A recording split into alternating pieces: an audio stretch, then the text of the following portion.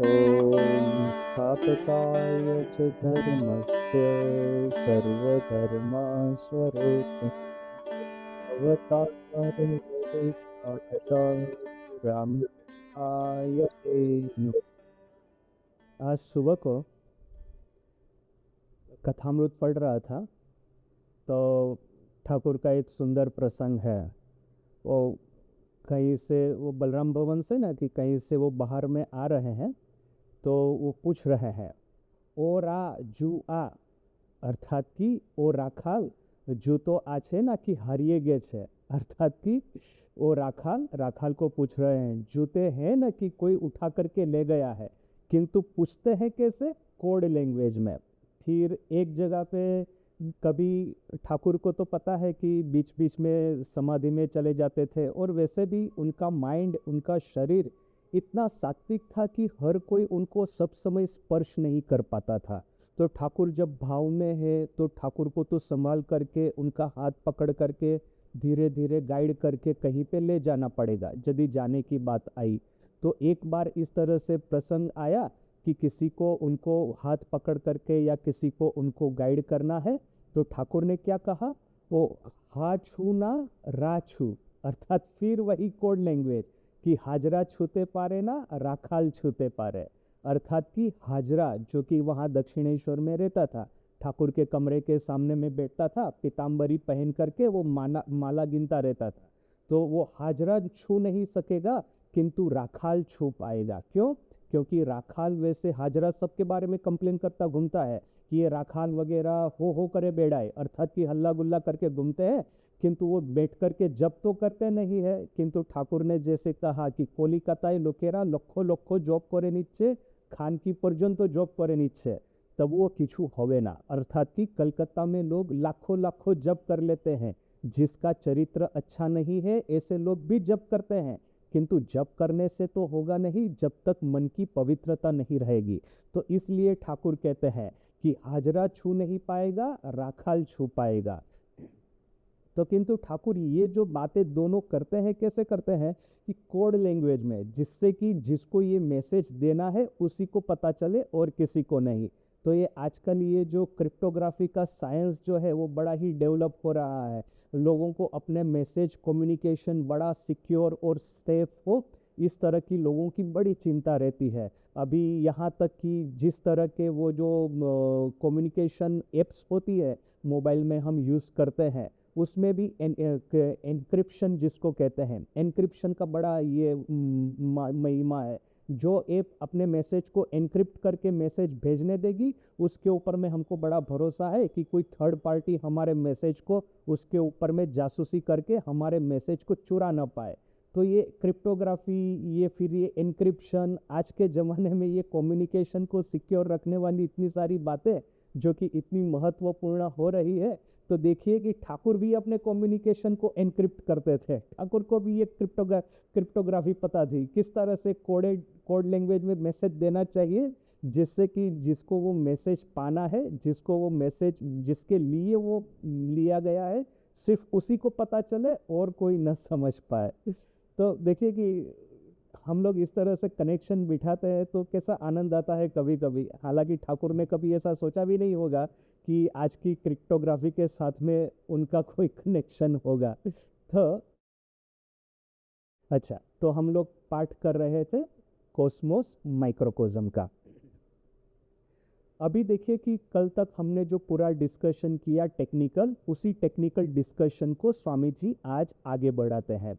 किंतु ये एक पैसेज जब कंप्लीट होगा उसके बाद में जैसे मैंने कहा ना कि स्वामी जी ऑल्टरनेट करते हैं, कभी टेक्निकल कभी इंस्पिरेशनल, कभी टेक्निकल तो कभी इंस्पिरेशनल। तो अभी ये टेक्निकल का लास्ट पैसेज है इस कॉस्मोस माइक्रोकोज्म प्रवचन का। इसके बाद में पूरा इंस्पिरेशनल। और जैसे मैंने पहले भी कहा था कि मैं क्या करता हूँ कि ये जब अच्छा अच्छा स्वामी जी के पैसेज होते हैं तो अंडरलाइन कर लेता हूँ, हाईलाइट कर लेता हूँ। किंतु इसके बाद में 2 पेजेस ऐसे हैं, 2 पेजेस पूरे, कि क्या हाईलाइट करना क्या छोड़ देना समझ में नहीं आता है। इतना मतलब पावरफुल स्वामी जी का इंस्पिरेशनल मैसेज है। किंतु वो वहाँ तक आने से पहले ये लास्ट टेक्निकल पैसेज जो है उसको हमको पार कर देना होगा। टेक्निकल डिस्कशन करने में कभी कभी बड़ा ड्राई हो जाता है, डिस्कशन बड़ा ही कॉम्प्लिकेटेड हो जाता है, ठीक है। किंतु जैसे मेरा खुद का मानना है, हमेशा के लिए स्वामी जी को हमेशा अब जैसे ठाकुर कहते हैं ना कि ये जगत और ये ब्रह्मन और ब्रह्मांड, ये दोनों को एक साथ में लेना है। शक्ति अर्थात क्या है कि ये जो वो बेल फल की उपमा देते हैं ठाकुर, कि बाहर का जो आवरण है, भीतर का जो खाने लायक खाद्य पदार्थ है, और बाहर का उसका शेल है, उसका आवरण है, तो दोनों को लेकर के इस विश्व ब्रह्मांड, ये ईश्वर को देखना है।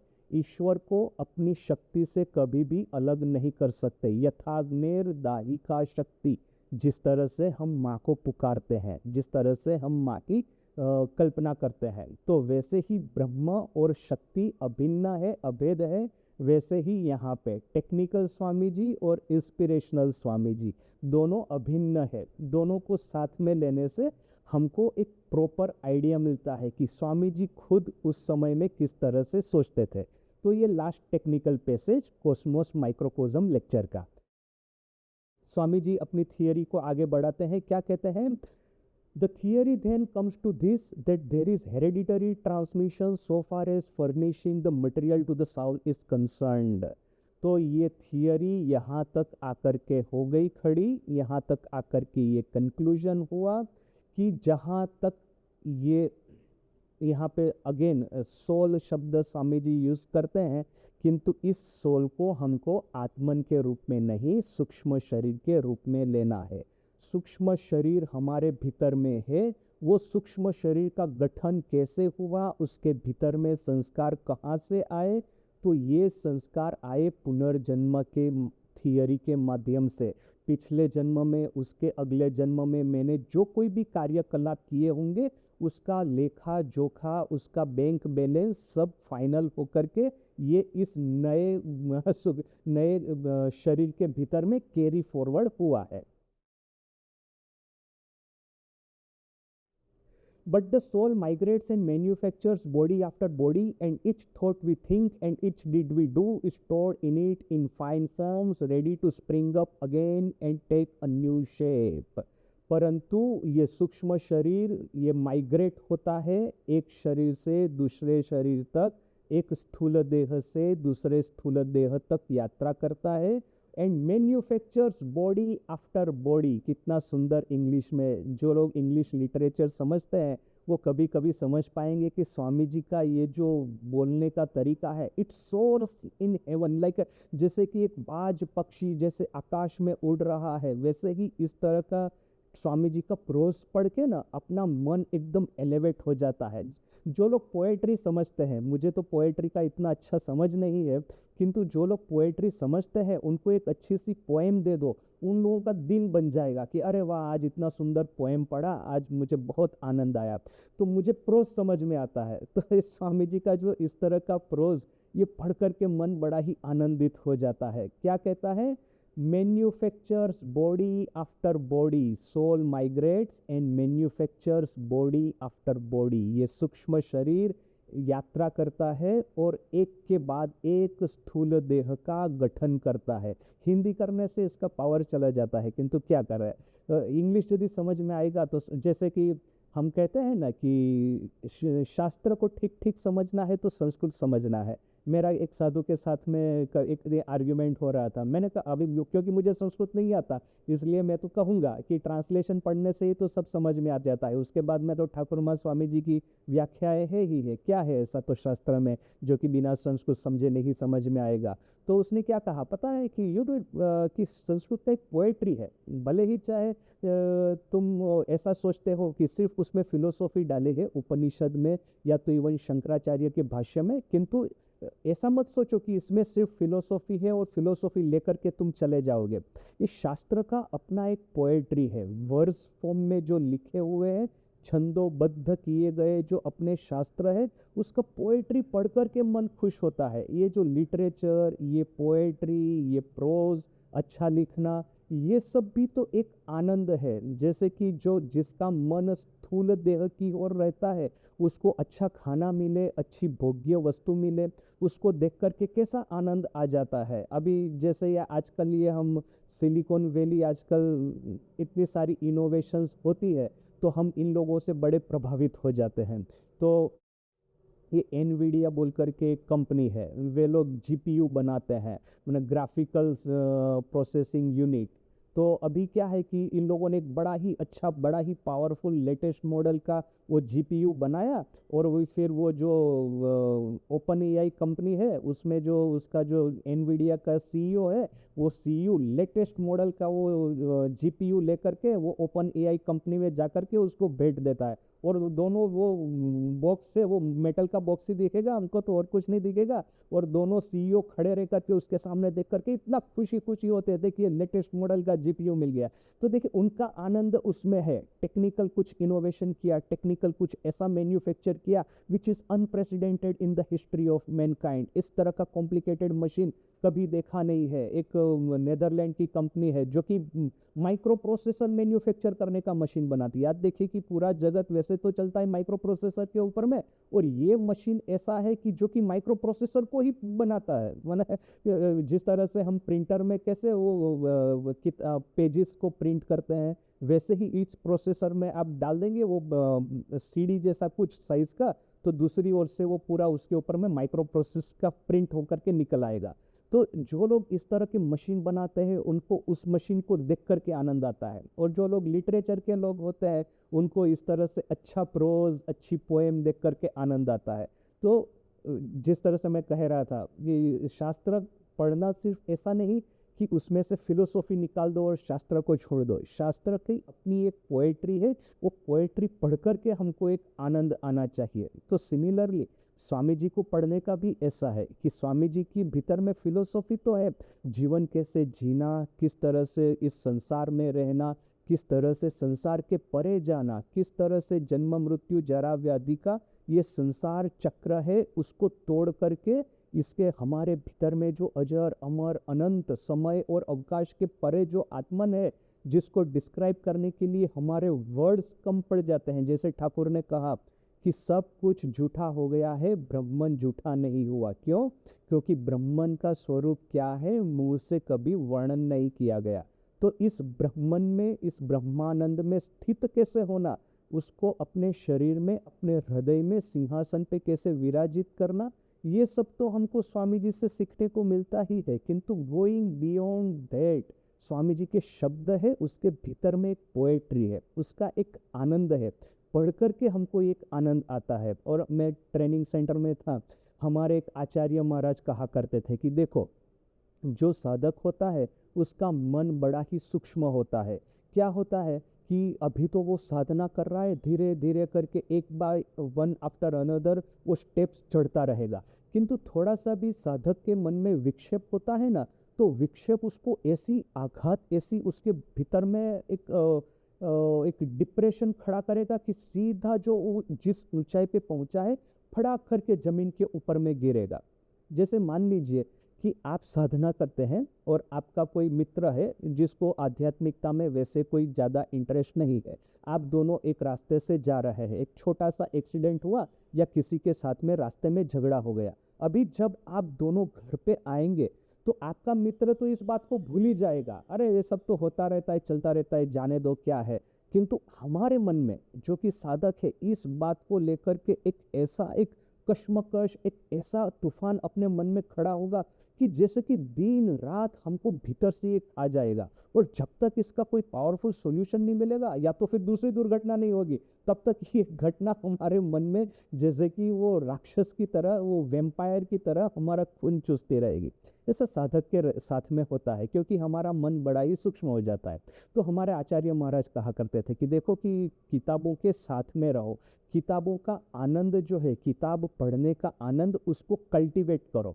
इससे क्या होगा कि साधना करते करते, जब ध्यान करते करते, प्रार्थना करते करते मन यदि घिरे वहाँ से, तो ये किताब का आनंद इसको अपने हाथ में थाम ले, उसको बहुत ज़्यादा जमीन पे गिरने न दे। तो ये किताबों के पढ़ने का आनंद वो हमको कल्टीवेट करना है। जो शास्त्र या तो ठाकुर माँ स्वामी जी, इसको पढ़ने का सिर्फ ये मात्र अर्थ नहीं है कि इसमें से फिलोसॉफी निकाल दो, इसमें से इनके टीचिंग्स निकाल दो, इनमें से इनकी घटनाएं निकाल दो, किंतु इसको अपना जीवन साथी बनाना है, अपनी किताबों को, और किताबों के साथ में रह करके मन को एक ऐसे उच्च सुर के साथ में बांध देना है कि वहां से ज्यादा न गिरे, वहां पे उसके बाद में ऊपर ही जाए, वहां से और ज्यादा नीचे ना आए।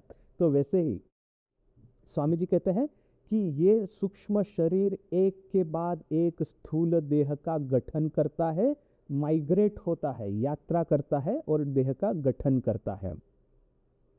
And each thought we think and each deed we do stored in it in fine forms. प्रत्येक कार्य जो हम करते हैं, प्रत्येक विचार जो हम करते हैं, सभी इस सूक्ष्म शरीर के भीतर में स्टोर होकर के, जमा होकर के रहते हैं। Ready to spring up again and again to take a new shape. बार बार वो जब स्प्रिंग अप, अर्थात कि ये स्प्रिंग अप एक विजुअल, देखिए ये लिटरेचर का भी एक ये है, जब आप किताब लिखते हैं तो आप जैसे राइटिंग कोच के पास जाएंगे ना, आपको एडवाइस देगा कि शो डोंट टेल। अर्थात क्या है पता है कि कोई अच्छा साहित्य है तो साहित्य अच्छा है, उसका मानदंड क्या है, उसका मेजरमेंट क्या है। पढ़ करके हमको आनंद आता है, पढ़ करके हमको इंस्पिरेशन मिलती है, पढ़ करके हमारा मन उस समय तक डाइवर्ट हो जाता है, दैट इज़ वन एस्पेक्ट। किंतु ये जो लिटरेरी पर्सन होते हैं, जो लोग क्रिटिक होते हैं, वे लोग और सब कुछ देखेंगे अच्छे राइटिंग के भीतर में। वे लोग क्या कहेंगे कि अच्छा मान लीजिए कि कोई एक आदमी है, वो रास्ते से जा रहा था, जैसे कि अपना शंकराचार्य का ही एक है ना कि वो रास्ते से जा रहे हैं, अंधेरी रात है, रास्ते में रस्सी पड़ी हुई देखी तो एकदम घबराए गए और हम लोग एकदम डर गए और बोला कि अरे ये तो सांप आ गया। फिर अपने पास में एक टॉर्च होगी, आजकल तो मोबाइल टॉर्च, सभी के पास में मोबाइल है, मोबाइल में टॉर्च है, तो मोबाइल ओपन करके, टॉर्च ओपन करके उसमें से देखा तो अरे ये तो रस्सी नहीं है, ये सांप है। अच्छा ठीक है, बड़े होश ठिकाने आए और आनंद से मैं आगे जाने लगा। यदि कोई राइटिंग कोच होगा, वो इस तरह का पैसेज पढ़ेगा तो वो क्या देखेगा पता है कि आपने इस घटना का वर्णन कैसे किया है, इस तरह से वर्णन किया है न कि आपने कहा कि ये आदमी बहुत ही डर गया, ऐसा लिखा है, न कि आपने ऐसा लिखा है कि इस आदमी के हृदय की धड़कन बढ़ गई, उसकी आंखें फैल गई, पसीना पसीना हो गया, हाथ पैर कंपने लगे और ऐसा लगा कि हृदय फट करके उसके सीने के पिंजरे से बाहर आ जाएगा। इस तरह से लिखा है। यानी कि एक तो हमने लिखा है कि आदमी घबरा गया, हमने बताया कि वो डर गया है, सिर्फ बताया है। दूसरा कि हमने उसकी स्थिति का वर्णन किया है, हृदय इतना जोरों से धक वो बीट हो रहा है कि वो लगेगा कि वो छाती फाड़ करके बाहर आ जाएगा। यानी कि हमने उसको दिखाया है कि उसकी स्थिति का वर्णन किया है। इसको कहते हैं शोइंग नॉट टेलिंग, कि एक्चुअली वर्णन करना कि उसके साथ में क्या हो रहा है, सिर्फ ये कह के छोड़ नहीं देना कि हाँ वो घबरा गया है। तो वैसे ही यहाँ पे स्वामी जी जिस तरह के फ्रेजेस यूज करते हैं उसको देखिए। स्प्रिंग अप, ये एक विजुअल एक है कि ऐसा नहीं लिखा कि सूक्ष्म शरीर बार बार जन्म ग्रहण करता है या तो सूक्ष्म शरीर के जो संस्कार है बार बार प्रकट हो जाते हैं। उन्होंने क्या स्प्रिंग अप, जैसे कि ये जमीन फाड़ करके वो एक वो ये सब वो प्रकट होता है ना, ऐसा कुछ इस तरह से कि ये संस्कार जो है वो स्प्रिंग अप होते हैं और इसकी वजह से उसको नया शरीर धारण करना पड़ता है। To take a new shape, एक नए देह को उसको धारण करना है। When I look at you a wave rises in my mind, मैं आपके सामने जब देखता हूँ तो मेरे मन में एक तरंग खड़ी होती है। It dives down as it were and becomes finer and finer, but it does not die. जब ये तरंग धीरे धीरे समाहित हो जाती है तो किंतु वो ज़्यादा से ज़्यादा सूक्ष्म होती जाती है, ये संपूर्ण रूप से विलुप्त नहीं हो जाती। It is ready to start up again as a wave in the shape of memory. वो चली तो जाएगी किंतु मेमोरी के रूप में वो वापस आ जाएगी। अभी जैसे कि हमने एक बार तो ये अनुभव हो गया कि हमने सांप देख लिया रास्ते में, अभी चलो मान लीजिए सांप नहीं था, रस्सी भी थी, किंतु ये डर का जो अनुभव जो हो गया ना, इसके बाद में जब भी मैं कभी अपने रूम में आराम से बैठा हूँ, पंखा चल रहा है, सुंदर कुर्सी पे बैठा हूँ और चाय पी रहा हूँ, सडनली मुझे याद आया कि अरे मैंने रास्ते में सांप देखा था। तो जो इमोशन मेरी हुई थी, मेरा हृदय धड़कने लगा, पसीने होने लगे, हाथ पैर कंपने लगे, इमीडिएटली वो रिएक्शन मेरे माइंड मेरे शरीर में होगा। अभी तो इस बार तो मैंने सांप को देखा नहीं, किंतु ये जो मेमोरी है, जो ये याददाश्त है उस घटना की, ये जो ट्रॉमा, आज की लैंग्वेज में इसको ट्रॉमा कहेंगे, ये ट्रॉमा जो है सांप के साथ का सांप का साक्षात्कार होना, वो ट्रॉमा जैसे ही मन में आएगा, इमीडिएटली मेरा शरीर फिर से कंपने लगेगा, फिर से ध्रुजारी होने लगेगी, शरीर ठंडा हो जाएगा। क्यों? मैंने सांप को तो देखा नहीं है, फिर भी सांप को देखने वाला रिएक्शन मेरे शरीर पे क्यों होता है? क्योंकि वो ट्रॉमा के रूप में वो मेमोरी मेरे माइंड के भीतर में हमेशा रहती है। ये जो पीटीएसडी कहते हैं ना, पोस्ट ट्रॉमेटिक स्ट्रेस डिसऑर्डर, ये जो सैनिक युद्ध के मैदान से घर में वापस तो आते हैं, किंतु युद्ध में उन्होंने जो गोला बारूद चलते हुए देखा, अपने मित्रों का मृत्यु देखा, अपने फेलो सोल्जर्स का अपनी नज़र के सामने, ये जो भयावह यादें वो उसके मन में ट्रॉमा के रूप में घर करके रह जाती है। और जब भी हमेशा इस ट्रॉमा से वो पीड़ाता रहता है। आजकल इसलिए ये योगा और मेडिटेशन, अमेरिका में ये वेटरन्स एसोसिएशंस जो होते हैं ना, वीए, वेटरन्स एडमिनिस्ट्रेशन इसको कहते हैं, यानी कि ये जो घर वापस आए जो सैनिक है, इनका उनकी संभाल रखने के लिए वीए बोल करके, वेटरन्स एडमिनिस्ट्रेशन बोल करके एक बहुत बड़ी एक संस्था वहाँ पे चलती है, जो कि अभी ये सोल्जर्स को ट्रीटमेंट चाहिए, उसका पीटीएसडी, ये उसको युद्ध के मैदान की याद उसको बार बार सताती है। तो अमेरिकन गवर्नमेंट बहुत सारा पैसा खर्च करती थी कि किस तरह से उनको ठीक ठाक रखा जाए। फिर किसी ने कहा कि अरे इन लोगों को योगा और मेडिटेशन सिखाओ, वो तो बेस्ट सॉल्यूशन है पीटीएसडी का। तो ये अभी देखिए कि जितने भी वेटरन्स ये एसोसिएशन है ना, कि जो भी है, सब जगह पे योगा और मेडिटेशन सिखाते हैं। क्यों? क्योंकि इससे आप अपने मन की ये भयावह यादें हैं, इसको कंट्रोल में रख सकते हैं। किंतु इसके पीछे का साइंस क्या है, ये साइंस स्वामी जी यहाँ पे बताते हैं। सूक्ष्म शरीर के भीतर में ये सब जो भी हमारे कार्यकलाप, जो भी हमारे विचार है, एक मेमोरी के रूप में ये सब रह जाते हैं।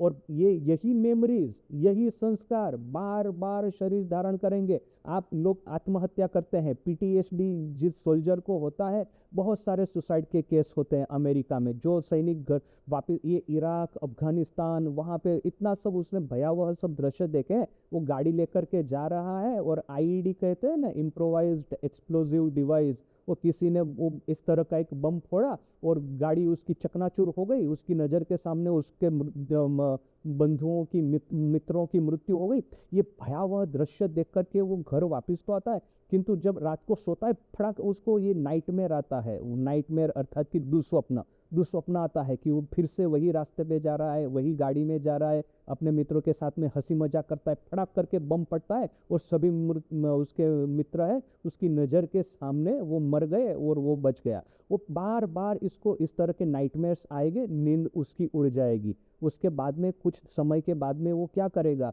ये सहन नहीं हो पा रहा है इस तरह के नाइटमेयर्स बार बार, वो सुसाइड कर लेगा। किंतु सुसाइड करना ये कोई सॉल्यूशन नहीं है, क्योंकि इसके जो नाइटमेयर्स है, इसकी ये जो भयावह यादें हैं, उसके सूक्ष्म शरीर में तो रह ही जाएगी। और जब भी वो फिर से जन्म ग्रहण करेगा और यही याददाश्त, यही सूक्ष्म शरीर की ये सब मेमोरीज नए शरीर के भीतर में आएगी, he will be prone to trauma. अर्थात कि जिस तरह से कोई भी छोटी सी घटना हुई, दो तरह के लोग हैं, छोटी मोटी घटनाएं कोई बड़ी असर नहीं करती। साधक की बात यहाँ पे छोड़ देते हैं, साधक का मन बड़ा सूक्ष्म हो जाता है, छोटी छोटी घटनाएं बड़ी असर करती है उसको। किंतु जो लोग साधक नहीं है, उसमें भी फिर से दो तरह की कैटेगरी होती है। एक तो है कि ट्रॉमा होता है तो इजीली वे लोग मैनेज कर पाते हैं, अच्छा ठीक है चलो हुआ तो हुआ। दूसरे तरह के लोग हैं कि ट्रॉमा होने से ही, कुछ ऐसी घटना होने से ही वे लोग इतने मायूस हो जाते हैं, इतने डिप्रेस हो जाते हैं। इनके बारे में कहा जाए तो प्रोन टू ट्रॉमा, अर्थात कि इन लोगों के मन में ट्रॉमा बहुत ज़्यादा असर करता है। क्यों असर करता है? मेडिकल साइंस के पास में इसका उत्तर नहीं है। स्वामी जी हमको उत्तर देते हैं कि सूक्ष्म शरीर में पहले से ही ये सब ट्रॉमा है, वो घर करके बैठे हुए हैं। अभी नए जन्म में छोटी छोटी घटनाएं भी उस पुरानी याददाश्त को वापस करेगी। अर्थात कि मान लीजिए कि इस उस सोल्जर रूपी उसका जो जन्म था, सैनिक के रूपी जन्म, उसमें तो उसको नाइटमेयर आते ही थे, किंतु जब नया देह भी धारण करेगा ना, तो वही नाइटमेयर्स वापस चले आएंगे। उसको पता भी नहीं चलेगा कि इस नाइटमेयर्स का, ये छोटी छोटी घटनाओं से मेरे मन पे इतनी बड़ी असर हो रही है, इसका क्या अर्थ है, कि क्यों ऐसा हो रहा है, इसको पता भी नहीं चलेगा। और मॉडर्न मेडिकल साइंस वहाँ पे कुछ नहीं कर पाएगा, क्योंकि वो तो पुनर्जन्म को स्वीकार नहीं करता है। वो तो ऐसा कहेंगे नहीं कि हाँ आपके पिछले जन्म में आपके साथ में कोई बड़ा ट्रॉमा हुआ होगा, इसका ये परिणाम है, ऐसा तो वे लोग कहेंगे नहीं।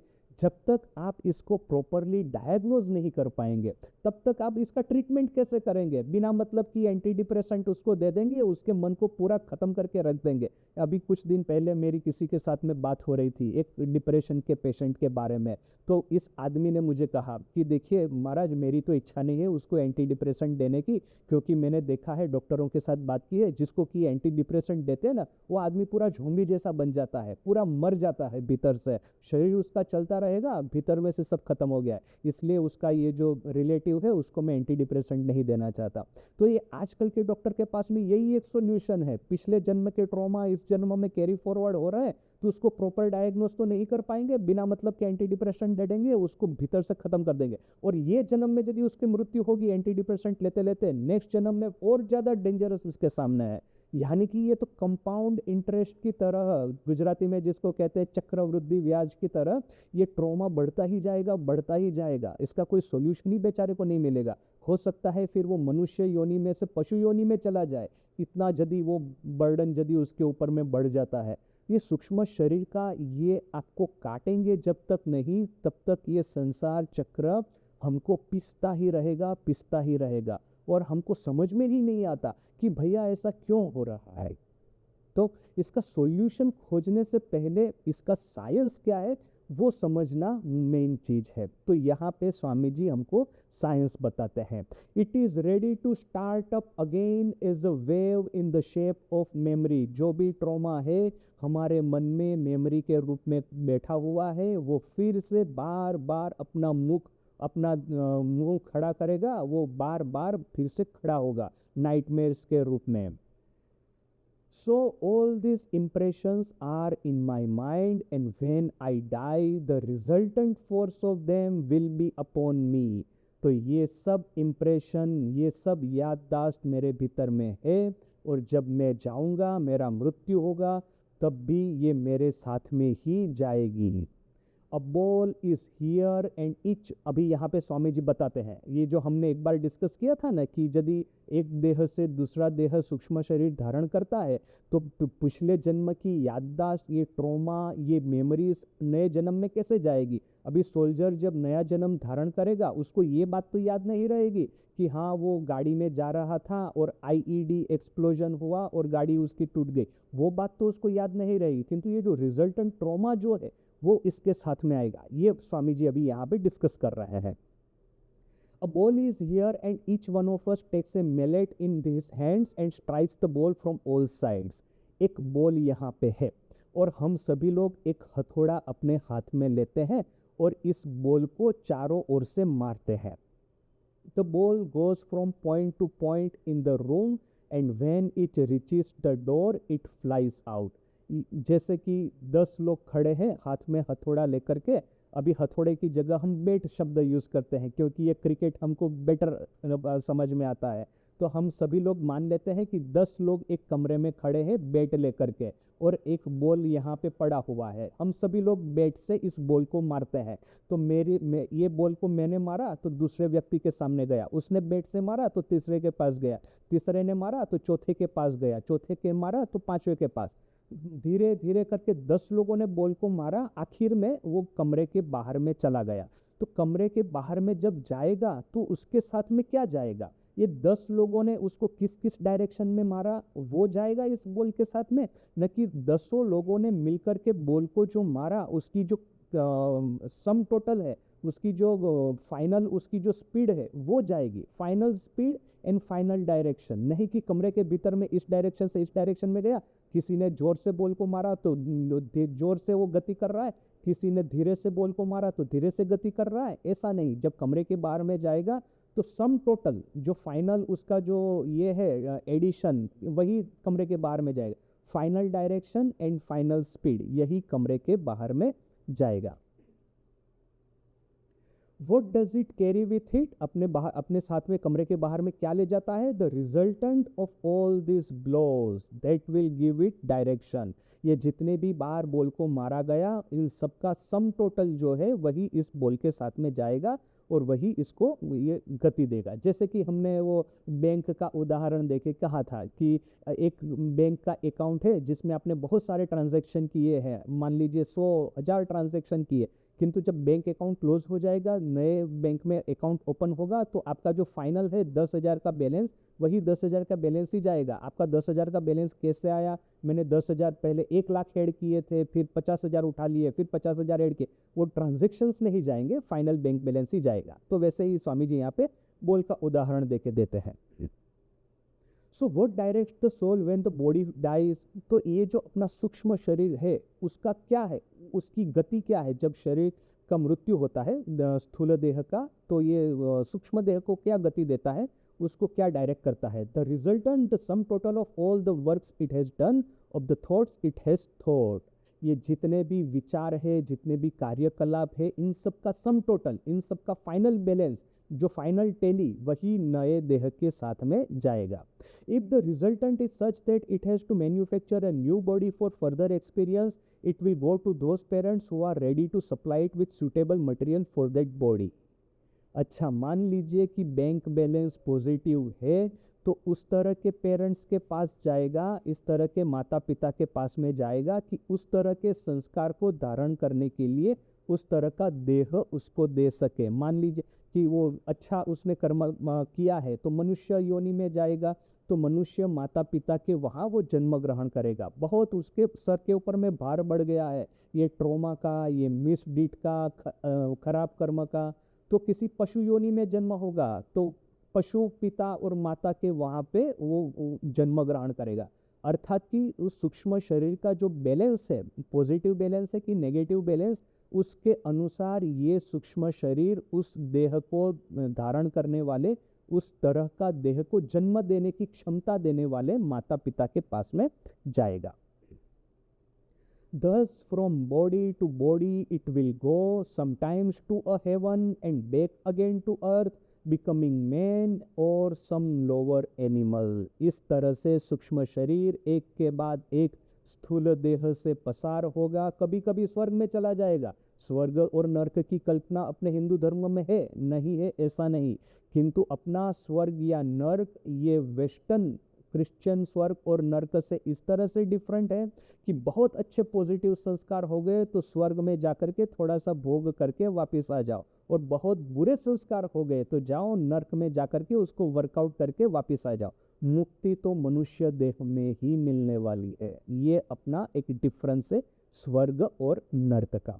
और यहाँ पे जैसे ये ट्रॉमा के बारे में, जब ट्रॉमा एक जन्म में रिजोल्व नहीं होता है, इस जन्म में मेरे साथ में जो भी प्रॉब्लम्स खड़े हुए, मेरे जितने भी मिसडीड है, बुरे कर्म है, वो सबको मैं यदि इस जन्म में वर्कआउट नहीं कर पाऊंगा और अगले जन्म में ले जाऊंगा, तो पता है इसका भयानक असर क्या होगा। इस जन्म में तो मुझे पता है कि मैंने क्या पाप किया है, और मुझे ये भी थोड़ा बहुत अंदाज है, किसी अच्छे साधु संत को मिलूंगा तो मुझे बता देंगे कि भाई तूने इस तरह का पाप किया है तो इस तरह का प्रायश्चित कर दो, इस बात को यहाँ पे समाप्त कर दो, इसका कोई इजी सॉल्यूशन है। किंतु मान लीजिए कि इस देह में मैंने इसको वर्कआउट नहीं किया, नया देह धारण किया, तो मेरी मेमोरी ही चली जाएगी, पता ही नहीं चलेगा कि किस वजह से मैंने ये, मेरे सर के ऊपर में ये पूरा बर्डन बैठा हुआ है, ये नेगेटिव बैलेंस बैठा हुआ है। मैं चारों ओर मारा मारा घूमूंगा, 10 साधुओं को मिलूंगा, वो भी बेचारे नहीं पता पाएंगे कि भाई तुम्हारे साथ में ऐसा क्यों हो रहा है। भाई ठाकुर जैसे कोई मिल जाएंगे सब अवतार, वो हो सकता है कि आपके पूर्व जन्मों की बातों को पकड़ करके बता पाए कि भाई तुमने तो इस जन्म में ये अपराध किए थे, इसका प्रायश्चित करो, बाद में तो इस जन्म में तुमको शांति मिलेगी। यानी पूरे अवतार को खोजना पड़ेगा। वो आपका वो जो अपने सर्दी जुकाम होता है तो कैसे किसी के पास में जाकर के दवाई ले देते हैं, किंतु उसका वो दवाई लेने से, पैरासीटामोल लेने से तो होता नहीं है। फिर वो बोलेगा आप जाइए किसी बड़े सिटी में, दिल्ली अहमदाबाद में, वहाँ जाकर के सुपर स्पेशलिस्ट को दिखाइए, दिल्ली में जाकर के एम्स में दिखाइए, फिर वहाँ जाएंगे सुपर स्पेशलिस्ट आपका प्रत्येक विजिट का 10-10 हज़ार लेगा, और पता तब कहीं जाकर के आपका कुछ सॉल्यूशन आएगा। तो वैसे ही यदि इस जन्म के संस्कार को वर्कआउट नहीं करके अगले जन्म में कैरी फॉरवर्ड किया, तो फिर सुपर स्पेशलिस्ट को दिखाना पड़ेगा, सुपर स्पेशलिस्ट मिलेगा कि भी नहीं मिलेगा, और वर्कआउट भी होगा कि भी नहीं होगा। इसलिए मृत्यु से पहले इस जन्म में जो भी नेगेटिव बैलेंस है उसको फिट मैंने उसको बैलेंस करके जाइए, अगले जन्म में कैरी फॉरवर्ड मत कीजिए, वरना करने से वो उसका सॉल्यूशन खोजते खोजते पूरे पसीने निकल जाएंगे। तो स्वामी जी का यहाँ पे टेक्निकल पैसेज पूरा खत्म होता है। फ्रॉम हियर अभी से पूरा अंडरलाइन ये बॉक्स करना सब स्टार्ट हो जाता है मेरी किताब में।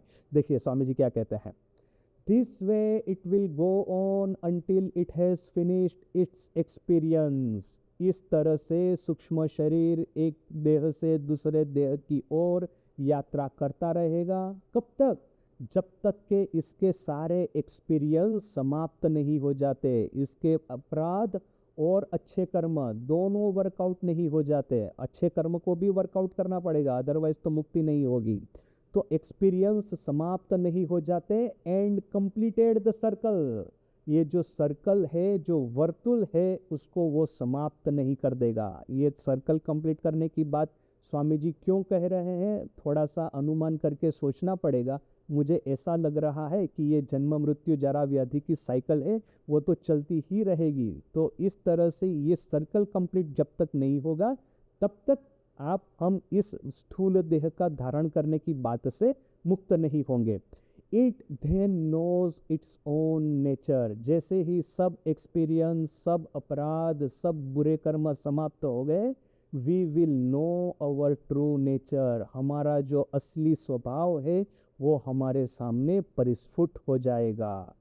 knows what it is and in ignorance vanishes। मैं क्या हूँ मैं समझ जाऊंगा और अज्ञान दूरीभूत हो जाएगा।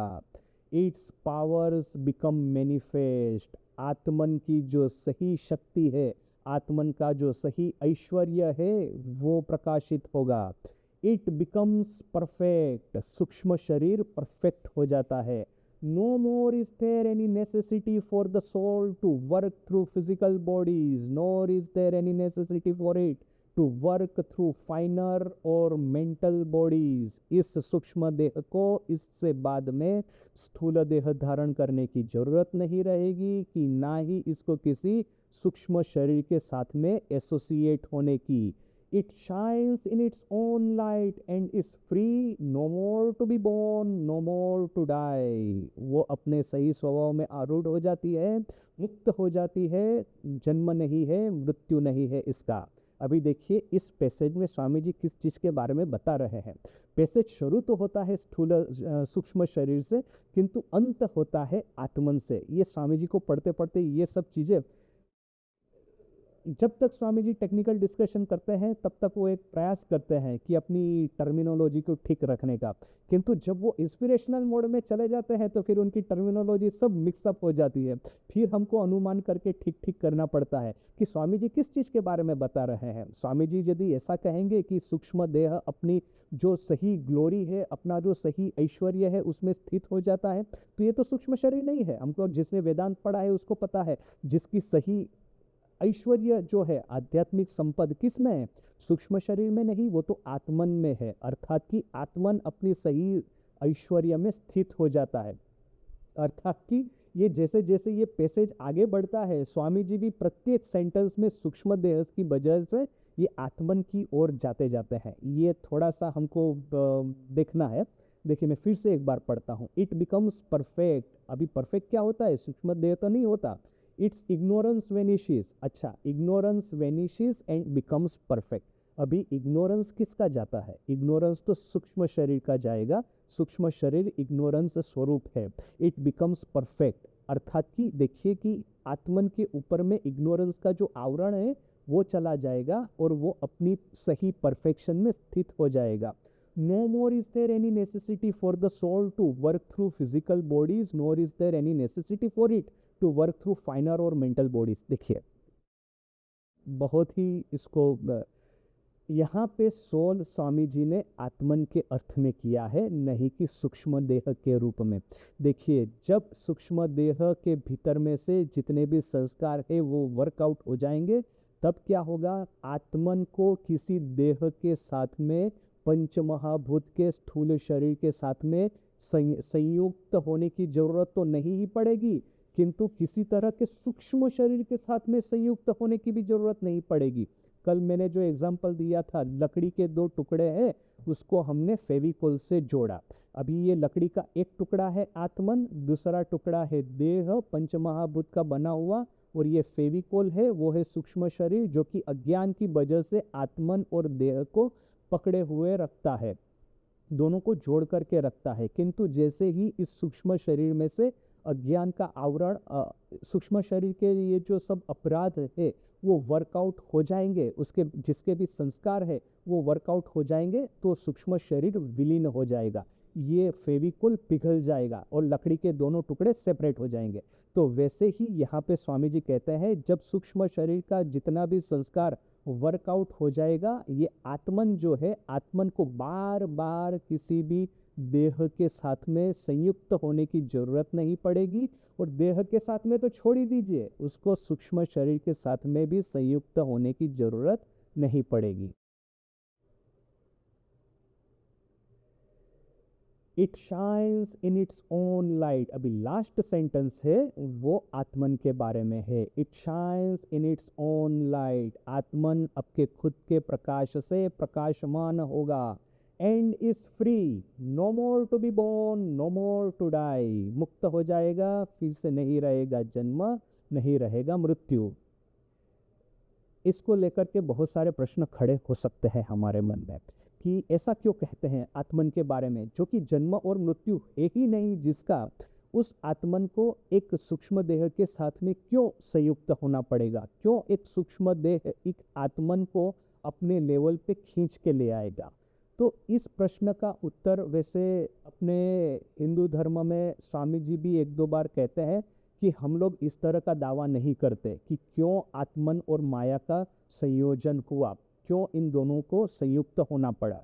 हिंदू धर्म जो है, हमारी साधन पद्धति है, हमको रिवर्स डायरेक्शन में ले जाती है कि हाँ, आत्मन के ऊपर में अज्ञान अविद्या माया का आवरण है, और इस आवरण को हटाने के लिए क्या करना है ये हम आपको बताते हैं। किंतु आवरण सर्वप्रथम आया ही क्यों, ये तो ब्रह्मन का जो सही स्वरूप है वो जानेंगे तब हमको समझ में आएगा।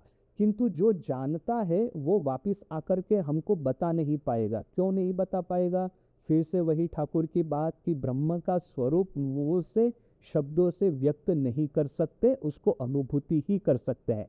अर्थात कि एक बार हमने साधना करके ब्रह्मन का सही स्वरूप जान लिया, हमको सब कुछ समझ में आ जाएगा कि क्यों ब्रह्मन या तो फिर आत्मन सूक्ष्म देह के साथ में संयुक्त होता है, क्यों ये सूक्ष्म देह बार बार जन्म मृत्यु जरा व्याधि के चक्र में फंसता रहता है, और साथ में इस ब्रह्मन के एक प्रकाश की किरण को अपने साथ में खींच के ले जाता है।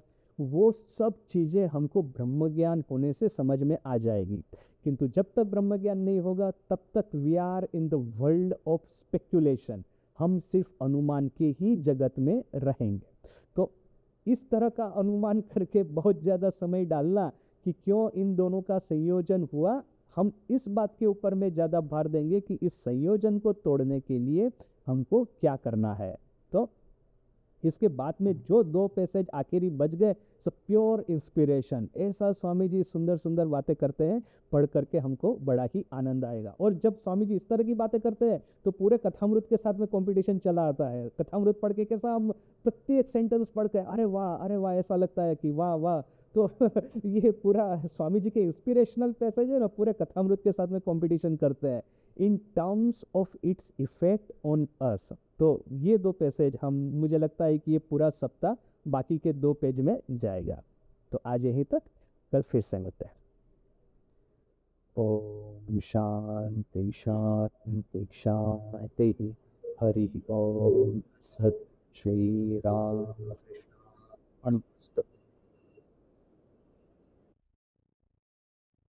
देखिए, अपने शास्त्र में जो कहा है ना कि ध्रुव ने एक पैर पे खड़े रह के कितने हजारों सालों तक तप किया, तो हमको लगता है कि भाई इतना तप करने की क्या जरूरत है, तो जरूरत है, इसलिए जरूरत है। किंतु देखिए साथ साथ में ही ये रामकृष्ण नाम है तारक ब्रह्म।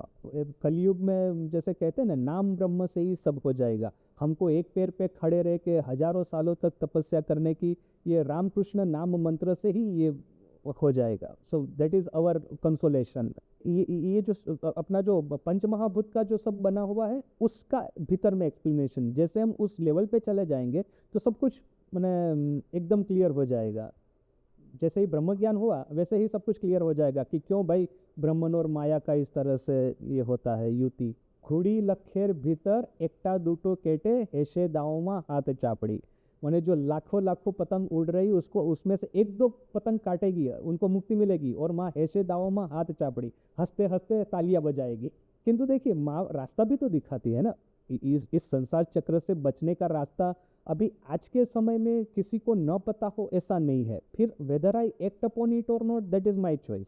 तो रास्ता तो माने दिखाया है। अभी ये पता है ना कि जान तो पापी, बांग्लाते बोले मैंने, सोच समझ करके मैं पाप कर रहा हूँ। वो जो दुर्योधन का है ना कि जानामी में धर्मम नच में प्रवृत्ति, जानामी में धर्मम नच में निवृत्ति। धर्म क्या है पता है किंतु उसके ऊपर अमल में प्रैक्टिस नहीं कर सकता, और अधर्म क्या है पता है किंतु उसको छोड़ नहीं सकता। दो बड़े एग्जाम्पल है, मास्टर महाशय और नरेन। मास्टर महाशय सुसाइड करने को जा रहे थे और ठाकुर मिल गए रास्ते में, और नरेन का पिताजी का मृत्यु हो गया, घर में खाने को नहीं है। वो बाहर घर में आके क्या बोलता है माँ को कि माँ मैं अपने मित्र के वहाँ खा के आया हूँ, जो थोड़ा बहुत खाना बचा है तुम लोग खा लो।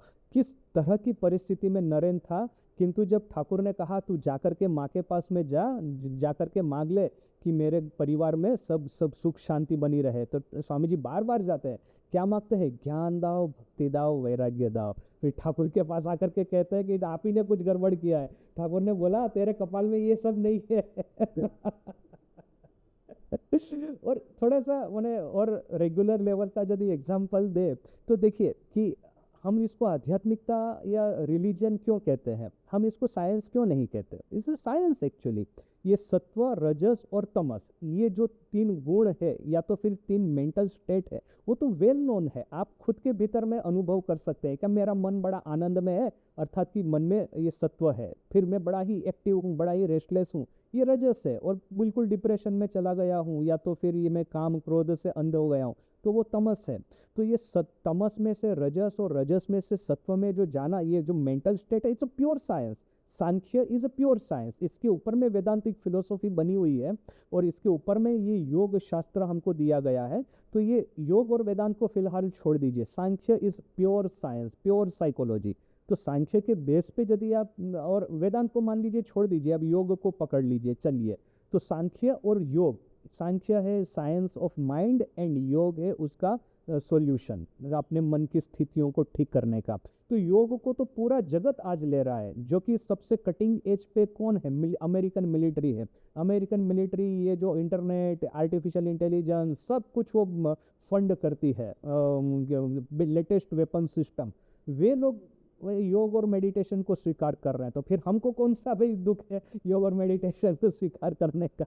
वे लोग कितना रिसर्च कर रहे हैं, एक के बाद एक रिसर्च देखेंगे। अभी इस बार का जून का इश्यू, 21 जून इंटरनेशनल योगा डे है, तो मैं कुछ आर्टिकल खोज रहा था कि साइंटिफिक रिसर्च के बेस पे योग क्या कहता है, तो ज्योत में डालने के लिए वो हार्वर्ड की ओर से स्टडी हुआ है, फिर ना कि American association of medical science ने उसका स्टडी है, वो सब स्टडी कर रहे हैं योगा के ऊपर में। उसके कंक्लूजन इस बार आर्टिकल के रूप में आएंगे जून इश्यू में। तो देखिए कि कहाँ Harvard is the number 1 education institute, right. तो वे लोग स्टडी करके पॉजिटिव इफेक्ट खोज रहे हैं कि मेंटल हेल्थ पे योगा का क्या असर है, और इसका पूरा रिसर्च पेपर, उसका कंक्लूजन कुछ कुछ मैं इस आर्टिकल में दूंगा वो ज्योत के भीतर में। तो देखिए कि टॉप मेडिकल ऑर्गेनाइजेशंस जो है वे लोग ये सब स्टडी कर रहे हैं, even they are accepting its benefit. अब ना इंडिया का प्रॉब्लम क्या है ना, वे लोग करेंगे तब हम इसको स्वीकार करेंगे। हमको ये शर्म आती है ना कि अपना खुद का है तो अरे ये तो देसी है, उसको छोड़ो, घर की मुर्गी दाल बराबर। अभी हार्वर्ड वाले रिसर्च कर रहे हैं तो मान लेंगे कि हाँ भाई उसमें कुछ है। ये आपके जो एंजाइम, ये लोग सोचते हैं कि मेंटल स्टेट है ना वो एंजाइम डायरेक्ट करते हैं, या तो फिर अपने ये जो हॉर्मोन्स है वो माइंड को चलाते हैं। एक्चुअली रिवर्स है, आपका माइंड आपके हॉर्मोन्स को चलाता है, नहीं कि वाइस वर्सा। अभी ये लोग जहाँ तक हार्मोन थेरापी है वो तो आपकी कर देंगे, तो हार्मोन थेरापी से माइंड हो सकता है मोमेंटरीली आपको कुछ असर हो, किंतु लॉन्ग टर्म बेनिफिट नहीं होने वाला है।